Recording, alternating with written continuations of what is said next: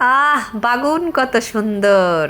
আসসালামু আলাইকুম, কি অবস্থা, কে আছেন আপনারা? আজকে আমি এক কামে দুই কাম করবেন নিগে আসি আপনি করে। আজকে এই বাগুনের হাস্তরও শুনামু আর মধ্যখান থেকে এই বাগুন বাইজা কয়টা ভাত আমি খামু, তাই না? তাহলে হাস্তরটা কই মনোযোগ দেখেন।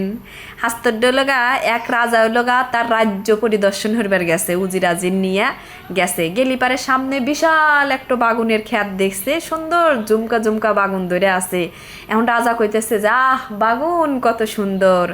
তখন উজির লগা কইতেছে যে রাজা মশাই, এই বাগুনের এত গুণ, বাগুন এত উপকারী একটা সবজি, বাগুন হলো ভর্তা হইরা খাওয়া যায়, বাইজা খাওয়া যায়, তারপরে তরহারি রান্দা খাওয়া যায়। বাগুন খাইলে আপনার মানসিক শান্তি পাইবেন। বাগুন অনেক গুণের একটা তরহারি, মানে বাগুনের যত গুণ আছিল উজির মশাই রাজা মশাইয়ের সামনে সব কিছু উপস্থাপন হইরা।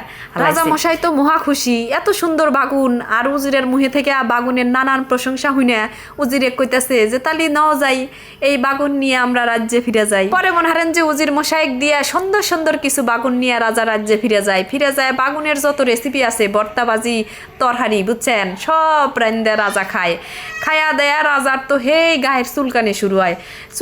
চুলকাইতে অবস্থা খারাপ। উজির মশাইয়ের কাছে রাজা এসে কইতেছে যে উজির মশাই, এত সুন্দর বাগুন, এই বাগুনের ভর্তা, এই বাগুনের ভাজি, এই বাগুনের তরকারি খায়া তো আমার অবস্থা খারাপ, আমার গা খালি চুলকায় আর চুলকায়। তখন উজির মশাই কয় যে রাজা মশাই, আপনি কি জানেন এই বেগুনের নাম কিসের জন্য বেগুন? কারণ হইল এই বেগুনের কোনো গুণ নাই, তার জন্য এর নাম রাখছে হলো বেগুন। তখন রাজা মশাই কইতেছে যে আশ্চর্য উজির মশাই, আপনি তো এই বেগুনের গতকাল এত এত প্রশংসা করলেন, আর আজকে আবার কইতেছেন যে এর নাম বেগুন, এর কোনো গুণ নাই। তখন উজির মশাই কইতেছে যে রাজা মশাই, আমি তো বেগুনের চাকরি করি না, আমি তো চাকরি করি হলো আপনার। আপনি যখন কইছেন যে এত সুন্দর বেগুন, আপনি যে জিনিসের প্রশংসায় পঞ্চমুখ, সেই জিনিসকে আমি প্রশংসা না হইরা পারি, সেই জন্যই তো বেগুনের যা গুণ আসিল তাই আমি কষি। আর আজকে যেহেতু এই বেগুন খেয়ে আপনার গায়ের চুলকানি শুরু হয়েছে, এখন আপনার অসুবিধা হইতেছে, আপনার অসুবিধা হলে তো আমি সেই জিনিসের গুণ গাইবার পারি না, কারণ আমি আপনার গোলাম। আপনার যে জিনিসে অসুবিধা হইব আমি তো হেডের বদনাম গামু, আবার আপনার কাছে যেটা ভালো ঠেকবো হেডের সুনামও আমি গামু। এটা হলো আমার চাকরি।